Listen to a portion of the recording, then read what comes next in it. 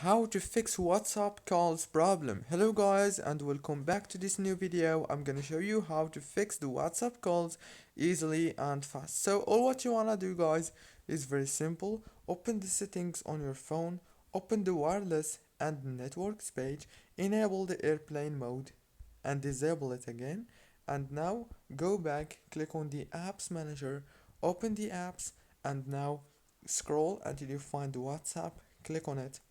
Click on force stop and then click on the storage, click on clear cache, go back, click on open by default option, click on open supported links in this app, click on ask every time, and now restart your phone or turn it off and turn it on again, and that's it. Reopen it and the problem must be solved. Don't forget to like, subscribe. Thank you so much for watching this tutorial until the very end. See you later.